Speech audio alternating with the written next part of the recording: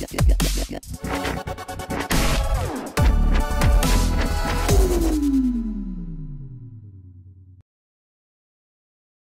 cette vidéo, nous allons voir comment utiliser une boucle bornée sous Python. Donc pour cela, j'appuie sur les touches Programme puis 2.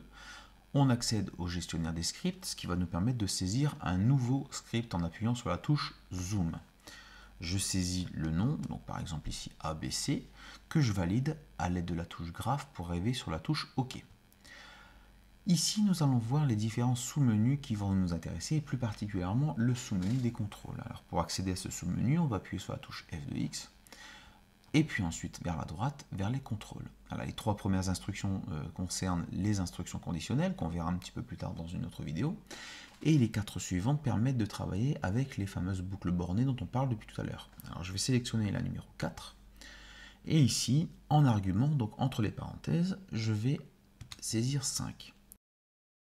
L'objectif de cette vidéo étant de vous expliquer comment fonctionne une boucle bornée, je vais me permettre d'utiliser une instruction d'affichage, donc d'entrée-sortie, plus particulièrement le print, qu'il faut absolument éviter en temps normal, puisqu'on doit privilégier de travailler en programmation fonctionnelle. Donc là, ici, pour utiliser le print, je vais appuyer sur F de X, je vais 2 fois en arrière, donc à gauche, pardon, et je prends la première instruction, donc print. Et à l'intérieur de ce print, je vais indiquer I. Alors, que va nous faire cette instruction? Donc, je vais exécuter en appuyant sur la touche Trace, et on voit apparaître 0, 1, 2, 3, 4. Alors, comment elle a fonctionné cette instruction? Donc, je vais rééditer à nouveau le script en appuyant sur la touche Trace.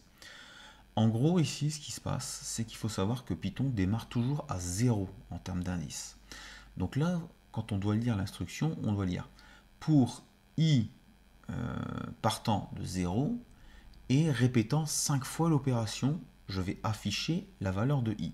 Donc en gros, ce qui va se passer, c'est que I va être à 0, il va afficher 0, puis ce qu'on appelle l'itérable va passer à 1, on l'affiche, à 2 on l'affiche, à 3 on l'affiche, à 4 on l'affiche. Et comme on a fait 5 itérations, donc 0, 1, 2, 3, 4, eh bien la boucle s'arrête là.